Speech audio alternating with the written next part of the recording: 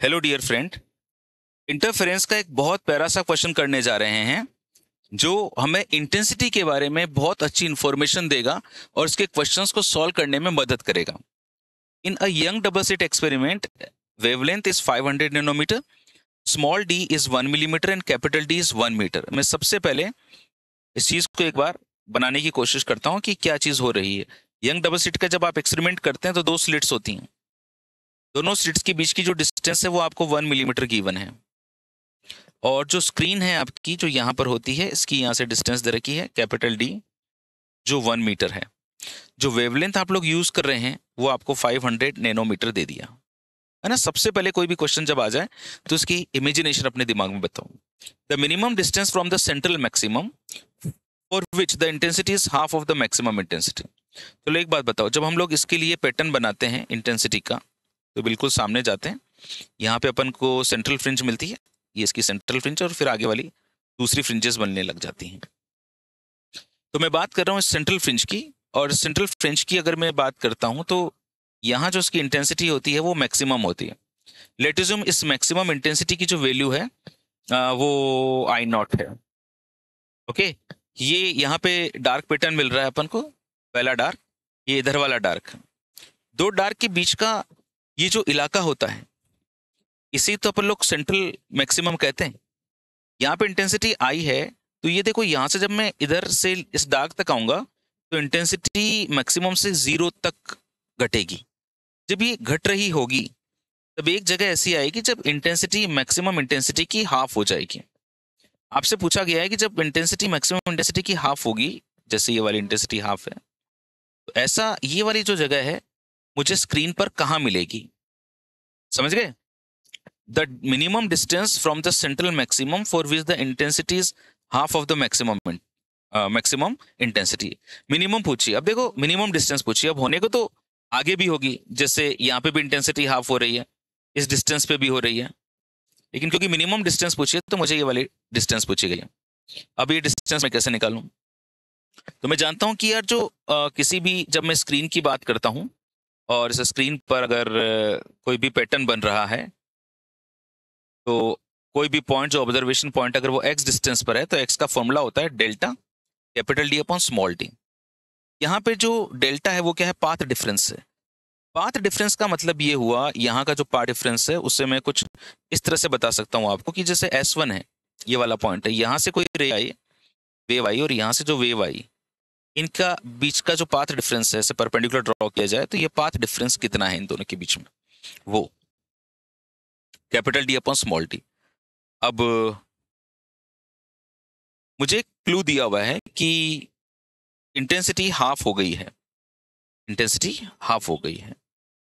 अब इस फॉर्मूले में मुझे कैपिटल डी तो पता है, स्मॉल डी भी पता है, बट ये पाथ डिफरेंस नहीं पता। पाथ डिफरेंस कहाँ से आएगा मेरे पास? इस फॉर्मूले से आएगा, क्योंकि मैं जानता हूँ कि जो अगर दोनों सोर्सेज बिल्कुल एक जैसे होते हैं YDSC में, दोनों की इंटेंसिटी अगर बराबर हो तो जो पर्दे पर इंटेंसिटी मिलती है उसका फॉर्मूला होता है I is to I maximum cos square 5/2, है ना। जैसे कोई भी पॉइंट है वहां पर अगर इंटेंसिटी निकालनी है और दोनों के बीच में फेज डिफरेंस अगर 5 है तो I is to I maximum cos square 5/2 होता है। मैक्सिमम इंटेंसिटी कितनी है? I0, ये मैक्सिमम इंटेंसिटी है, और जिस पॉइंट पे मुझे इंटेंसिटी मिल रही है वो कितनी है? इसकी आधी, I0/2 कॉस स्क्वायर 5/2। ये मैंने एक्सप्रेशन का यूज किया। अब इसमें मैंने I0 से I0 को काट दिया तो cos square 5/2 is equal to half हो गया। अब एक बात बताओ यार, कॉस के अंदर जो एंगल होता है, cos square 5/2 is equal to half है, तो क्या मैं इसको कॉस 5/2 इज इक्वल टू 1/√2 लिख सकता हूँ? कॉस के अंदर कितना एंगल हो कि उसकी वैल्यू 1/√2 हो? बताओ। बिल्कुल सही, 45 डिग्री। कॉस 45 डिग्री की वैल्यू 1/√2 होती है। तो इस इंफॉर्मेशन से मेरे पास में 5 आ गया, 2 × 45, और 2 × 45 करते हैं तो कितना आता है? 90 आता है। 90 को रेडियन में चेंज करोगे तो कितना आएगा? π/2। ओ यारो, मैंने फेज डिफरेंस निकाल लिया। क्यों की मैंने इतनी मेहनत यार? क्योंकि मुझे पाथ डिफरेंस चाहिए था, ये वाला पाथ डिफरेंस। तो मैं जानता हूं कि अगर मेरे पास में फेज डिफरेंस π/2 आ गया है तो वेव का एक करेक्टर मैं बहुत अच्छी तरह से जानता हूं। कौन सा करेक्टर? कि अगर कहीं पे वेव चल रही हो तो उस वेव में अगर यहाँ पे 0 फेज है और यहाँ पे 2 पाई है, यहाँ पे पाथ 0 है तो यहाँ पे लैम्डा है, तो जब फेज डिफरेंस 2 पाई होता है तो पाथ डिफरेंस लैम्डा होता है। ओके, तो इसका मतलब जब फेज डिफरेंस पाई होगा तो पाथ डिफरेंस कितना होगा, λ/2। मेरा जो फेज डिफरेंस आ रहा है वो π/2 आ रहा है। फेज डिफरेंस अगर π/2 है तो बताओ पाथ डिफरेंस कितना होगा। पाई की जगह पे मैं λ/2 पुट कर दूंगा, और नीचे वाला 2 तो है ही है। ये कितना आ गया मेरे पास में, λ/4। इतनी मेहनत करने के बाद में मैंने पाथ डिफरेंस निकाल लिया यार। देखो बहुत मजेदार चल रहा है क्वेश्चन। मैंने पाथ डिफरेंस निकाल लिया। अगर मेरे पास यहाँ पे पाथ डिफरेंस मिल गया है तो मेरी तो बल्ले बल्ले होने वाली है भैया। पाथ डिफरेंस कितना है, λ/4 capital D upon small d। यही तो वो डिस्टेंस पूछ रहा था हमको कि कितनी डिस्टेंस पर ऐसा होगा। तो हमने देखा कि जहां पर इंटेंसिटी आधी हो जाती है उस पॉइंट के ऊपर जो पाथ डिफरेंस होता है वह λ/4 होता है। इस पाथ डिफरेंस की वैल्यू यहाँ पे पुट कर दी। अब मेरे पास एक्सप्रेशन आ गया, अब तो बस वैल्यू पुट करनी है। तो x is equals to λ/4 capital D upon small d। ये x आ गया। लैम्डा की वैल्यू पुट कर दो भाई, 500 नैनोमीटर। नैनो का मतलब क्या होता है, 10⁻⁹। कैपिटल D कितना है, 1 मीटर। नीचे कितना आ गया, 4। स्मॉल d कितना दिया हुआ है, 1 मिलीमीटर। ये लो 1 मिलीमीटर। तो ये काट सकते हो आप इसको 4 से, ये 4 से, ये 250 बार और ये 125 इंटू 10⁻⁹ तो ऊपर, और ये 3 हो गया तो 125 इंटू 10⁻⁻6 आ गया। इसको मैं 1.25 इंटू 10⁻⁻4 लिख सकता हूं, and this is my answer. Okay जी, क्या किया देखो, बहुत मजेदार क्वेश्चन। मतलब इसकी जो लाइन है ना भाई, ये तो कातिलाना लाइन है मतलब।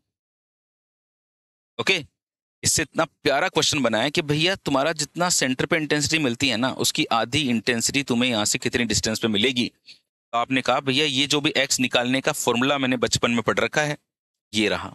ओके, और उसमें टास्क है पार्ट डिफरेंस निकालने का। तो पार्ट डिफरेंस मैंने इस इंफॉर्मेशन से निकाल लिया क्योंकि इंटेंसिटी मुझे I0/2 दी हुई थी।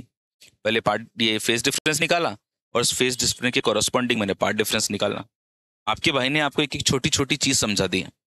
ओके, और जो कोई इतना प्यारा क्वेश्चन हो ना, मतलब ये प्यारा क्वेश्चन है ये। ओके, लबाबदार क्वेश्चन या यूं कहेंगे लजीज क्वेश्चन है ये। ऐसे क्वेश्चंस को अपनी कॉपी में स्थान देना चाहिए, पूरी इज्जत देनी चाहिए। ओके, जब रिवीजन करो तो ऐसे क्वेश्चंस को बार बार देखा करो। ठीक है दोस्त, आई होप एंजॉय किया होगा एपीजी की दुनिया पे आके। ऐसे जुड़े रहो मुझसे और ईश्वर करे भाई तूने जो भी सपना देखा है वो तेरा पूरा हो।